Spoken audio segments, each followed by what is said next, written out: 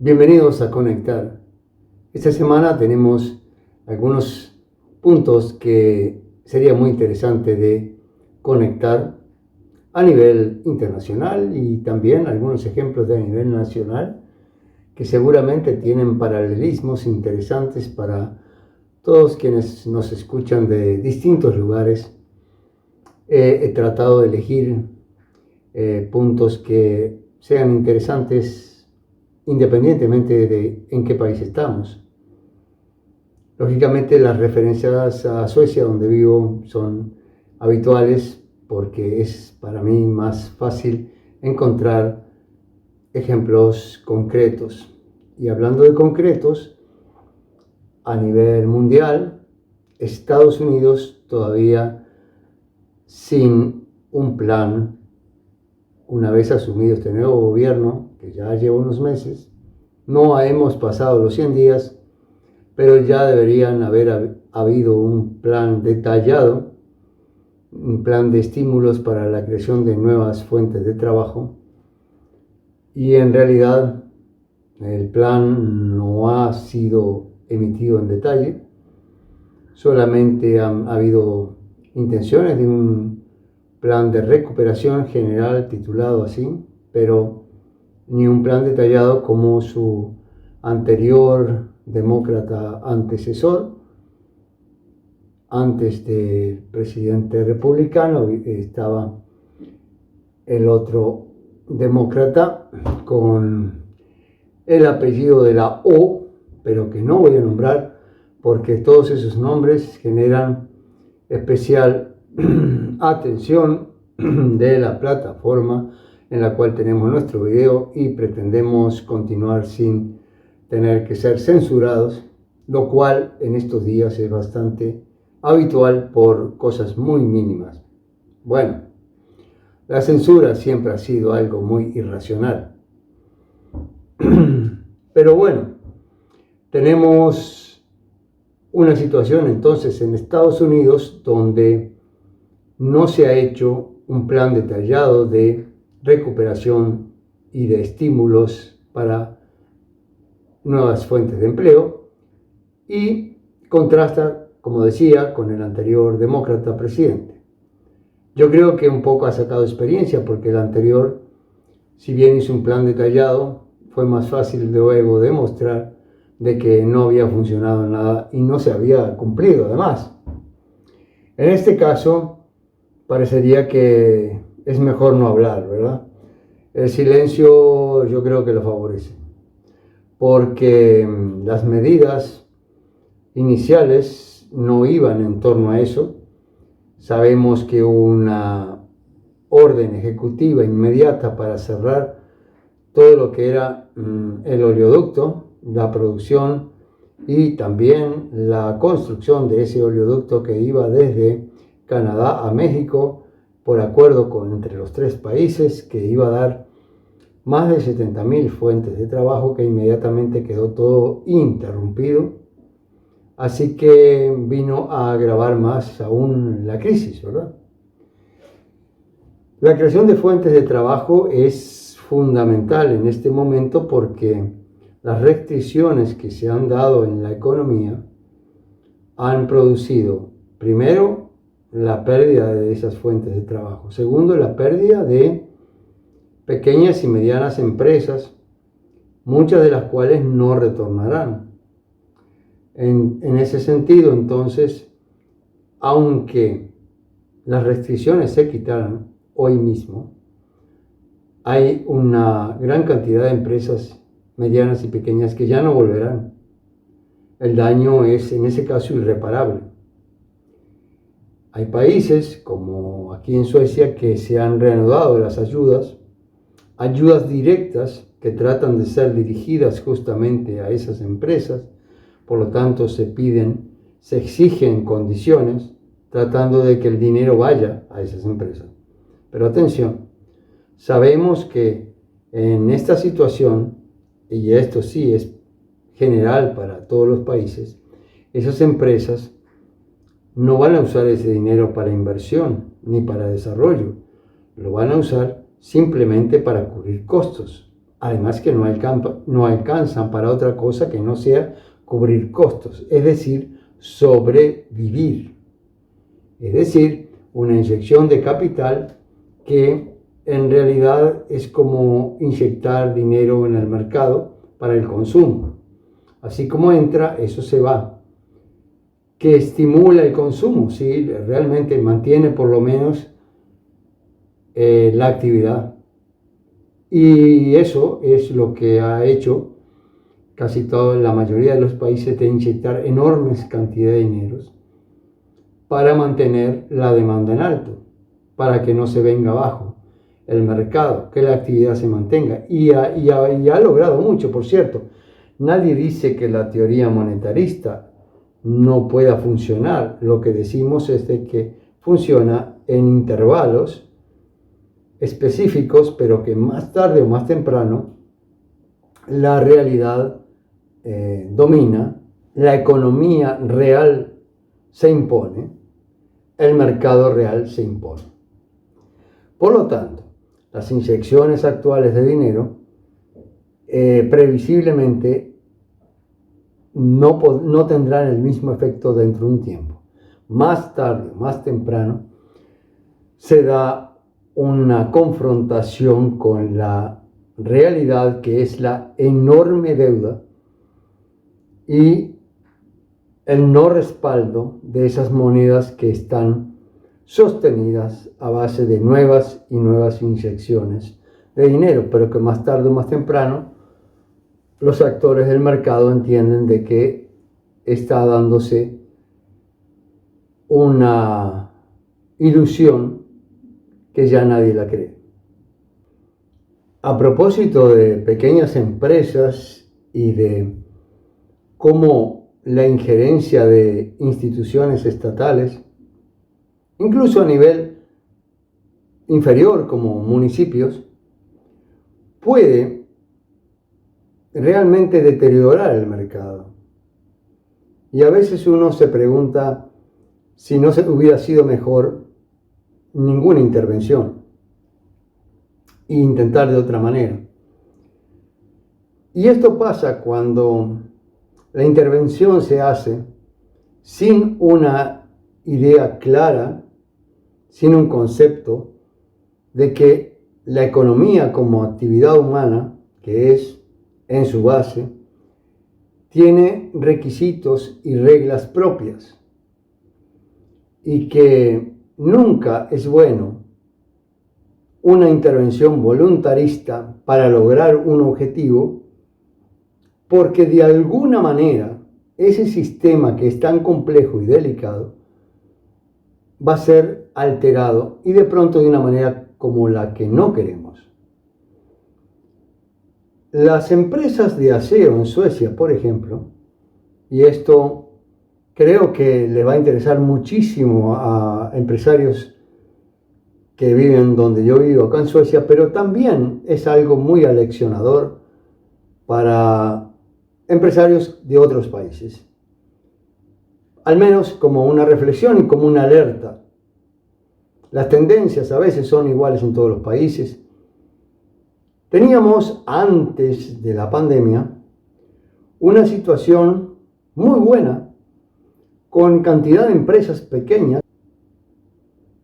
que daban oportunidad de trabajo a cantidad de inmigrantes, y que florecían estas pequeñas empresas en ese rubro. Luego hubo un aumento de las voluntades en el Estado de imponer servicios más en línea con el ecologismo, y también aprovechar para exigir más en materia de calidad. En principio, esto no está mal, digamos, son buenas intenciones, pero como dice el dicho, el camino del infierno está empedrado de buenas intenciones, porque entonces, con ayuda de consultores exteriores, estos municipios importantes No fueron todos, pero los demás siguieron, porque se plegan fácilmente una vez que un proceso se inicia. Entonces, en un grupo importante de municipios, se lleva adelante una especie de reforma donde dice: podrán presentarse a licitación aquellas empresas que hayan aprobado una certificación de que usan productos ecológicos, de que su personal es capaz de leer el idioma y entender las reglas, y entonces también deben pagar por esas calificaciones y certificados que se dan anualmente. La suma no era inaccesible, pero era importante para una pequeña empresa. Eso es lo número uno.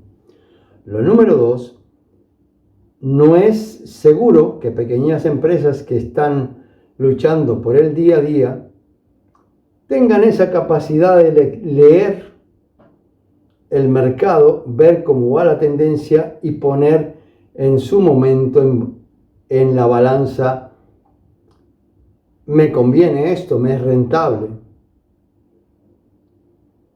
Y entonces de pronto muchas de esas empresas deciden no calificarse. Estamos hablando de los negocios más rentables en materia de aseo, porque una licitación con esos municipios te asegura mucho dinero, mucho. Te puede asegurar trabajo para mínimo 10 empleados o más. Depende en qué sector se haya ganado la licitación. Asunto que las empresas no todas son conscientes de esa situación, y al mismo tiempo estos municipios llevan adelante su discusión, su decisión y su implementación sin entrar en diálogo y buena comunicación con el mercado. Ahí está el error también. Cuando llevamos adelante y cuando los políticos llevan adelante una medida que va a influir en el mercado, deberían antes haberse valorado las posibles consecuencias negativas.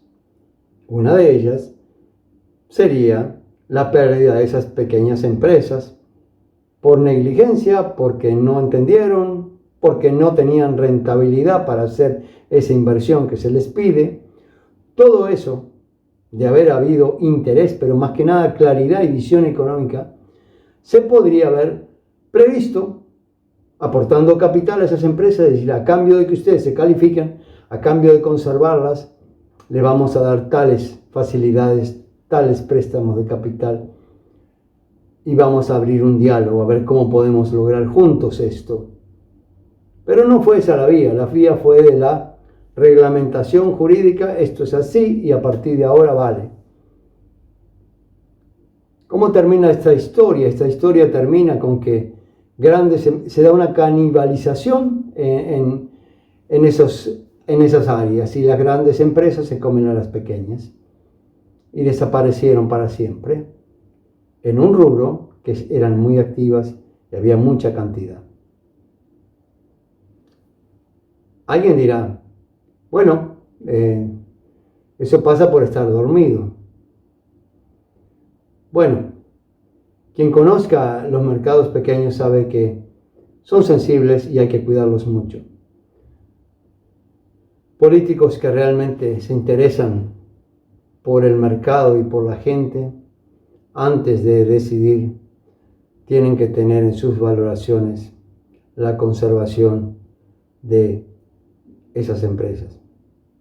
Tal cual como se hacen valoraciones a nivel ecológico de conservación de distintas especies de animales y de plantas,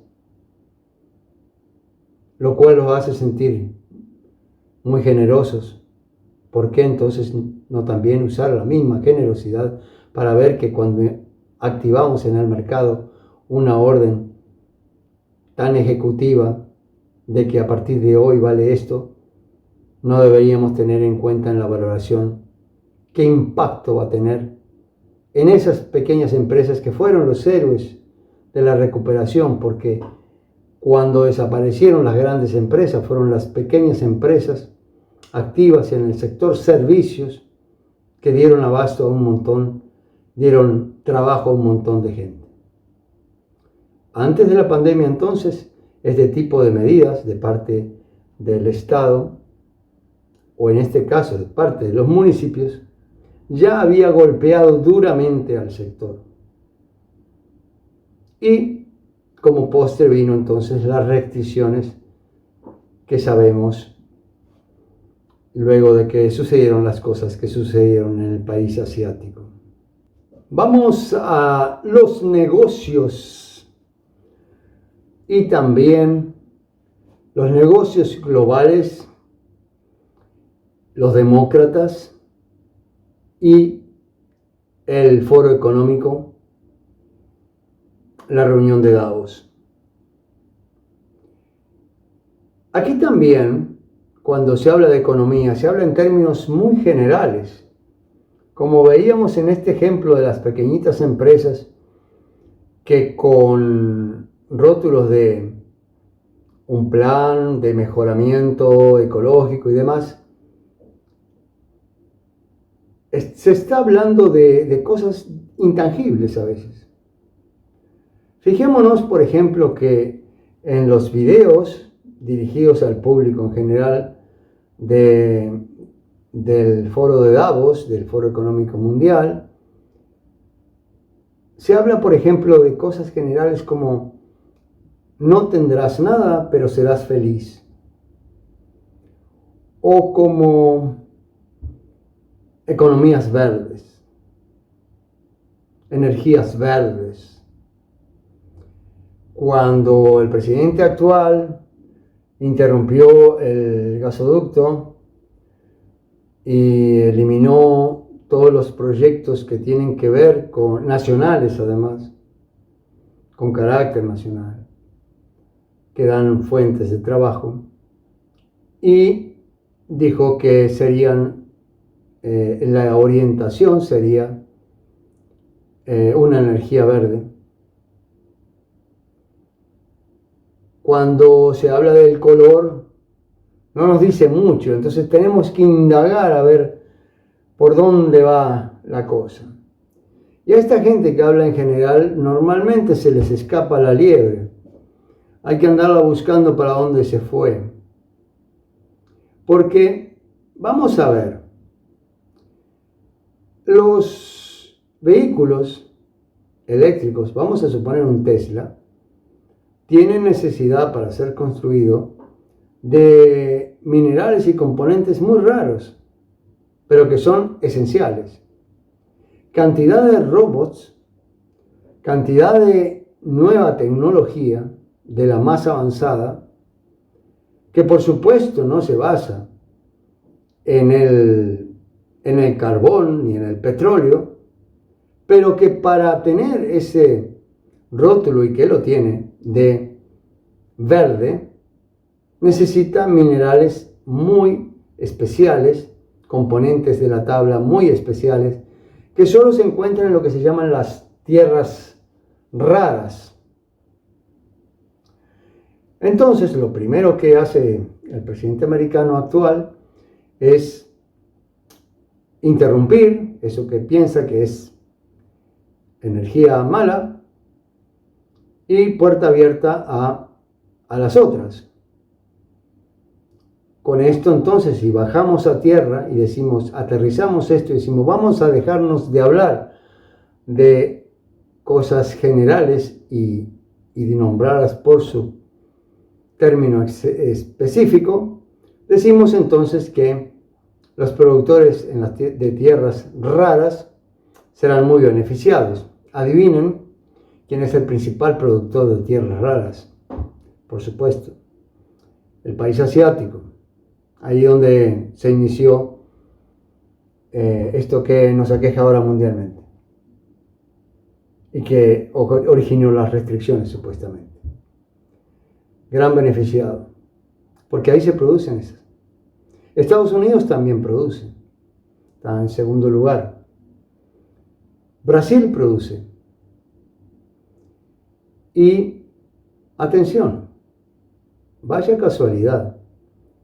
Myanmar, un paisito que estaba desconocido, un paisito asiático que hace unos días tuvo un golpe de estado.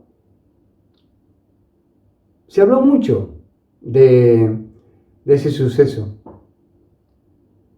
pero yo no lo encontré en ninguno de los comentarios que era uno de los terceros o cuartos productores de tierras raras, las cuales son muy codiciadas, los cuales en la bolsa, por ejemplo, es un recurso de inversión en ellas, para quien quiera asegurarse ante la inestabilidad actual en la bolsa.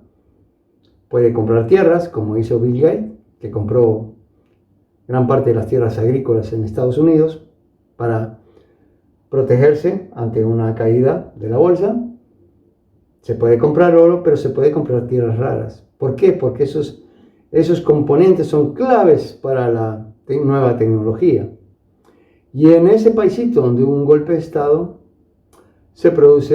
es uno de los grandes productores justamente de eso. Cosa que en ningún informativo se habló. Yo vi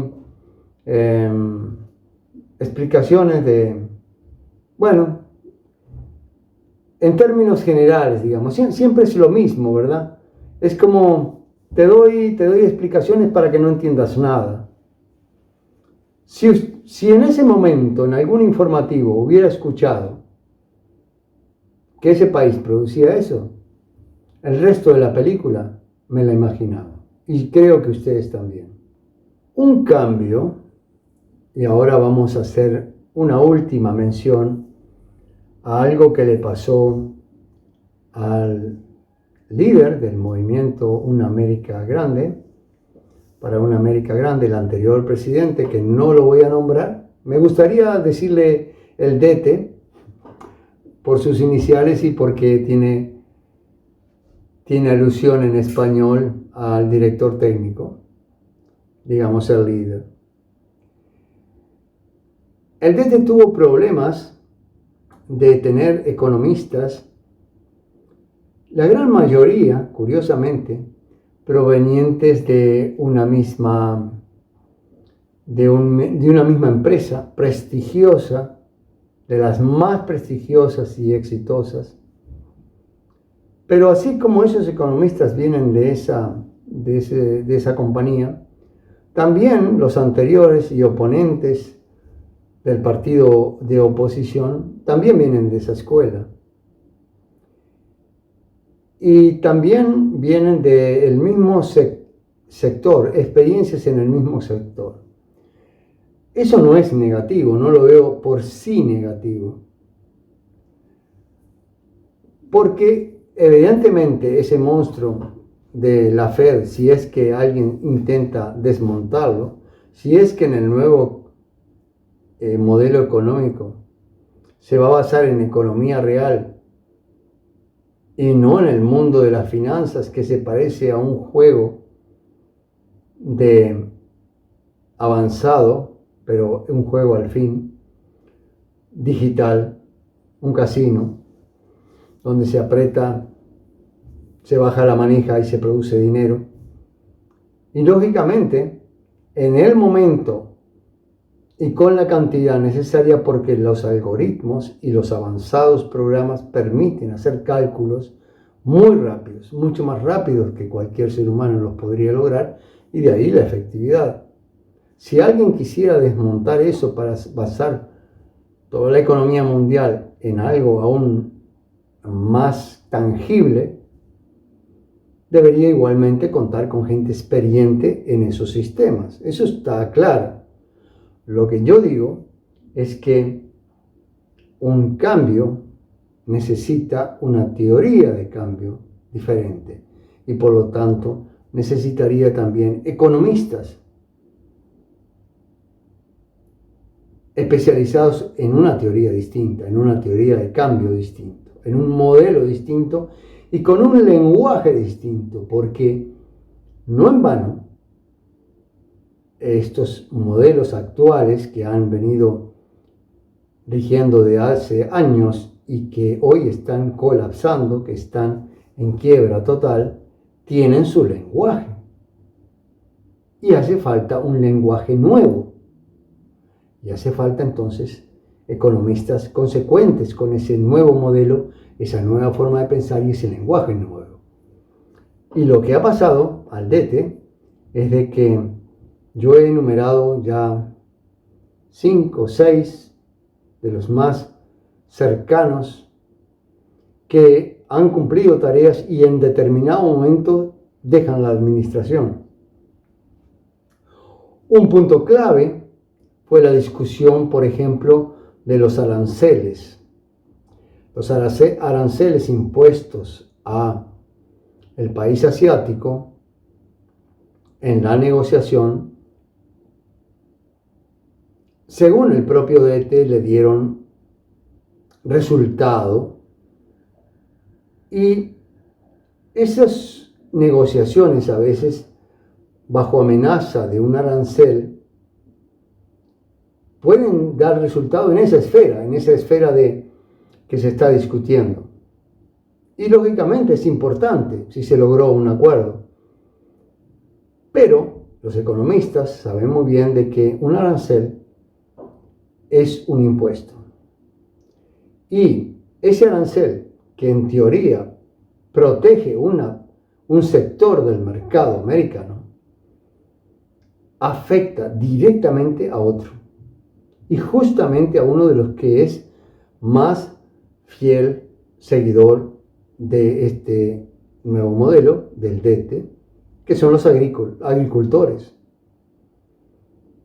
Los aranceles para proteger el acero, a la industria del acero, le vienen muy bien, pero al sector agrícola le viene muy mal. Y es porque, tal cual como lo dijimos en el ejemplo anterior de los municipios, la economía tiene su propio sistema de regulación que, cuando es alterado por la voluntad y no teniendo en cuenta esos principios y esas leyes básicas, lo que sucede es que se da una reacomodación, y lo que se gana por un lado se pierde por el otro, y el dinero que fue a parar a un sector se le quitó al otro, y así se da una cadena de efectos que no era lo deseado. Lógicamente, estos asesores, que estaban claros en su línea de no producir, no afectar a esos sectores, no le gustaba la idea de poner aranceles, y entonces, en desconformidad con eso, abandonaron. Hasta ahí lo que ellos mismos dijeron. Los motivos pueden ser otros. Lo que sí es una muestra es de que es necesario un equipo coherente y fiel a ese nuevo concepto y a ese nuevo lenguaje, que es la construcción de una economía real para un mercado real. Porque entonces se dará una coherencia y evitará que haya sorpresas en los asesores, sorpresas muy desagradables, porque son gente clave que en determinado momento se van. Y esto se repitió bastante. Llegaban nuevos y se iban, llegaban y se iban. Todo el tiempo un pasaje de gente. Hace falta un equipo de asesores que tenga cierta estabilidad por varios años adelante, porque son personas claves en la construcción de un modelo económico alternativo. ¿Existe ese modelo económico alternativo? Bueno, existen esbozos. Si vamos a ver las acciones que yo pienso son correctas de parte del DETE para proteger esas industrias nacionales, para poner freno a el rumbo globalista y la pérdida total del control de lo nacional, las medidas, las negociaciones correctas. Pero es apenas un esbozo. No está bien definido el nuevo modelo. Hay que estarlo mirando con lupas. Se puede entrever. Por las acciones se puede entrever. Pero hace falta un equipo y fundamentalmente un lenguaje nuevo para expresar esa realidad distinta que queremos ver. Eso también nos implica a nosotros como pequeños empresarios una calificación. Ya hemos visto de que la educación a través de los medios masivos de comunicación, de toda la prensa que se puede leer o ver o escuchar, tiene un lenguaje único, muy abstracto, muy general, no da ni siquiera las pistas para que podamos analizar de otra manera distinta y que podamos expresar la realidad que vemos de una manera distinta. Necesitamos un nuevo lenguaje. De ahí entonces que en este canal vamos a ir más y más dando esas pistas, porque hay escuelas muy buenas de economía que sí las están dando, pero que no tienen la difusión que deberían tener.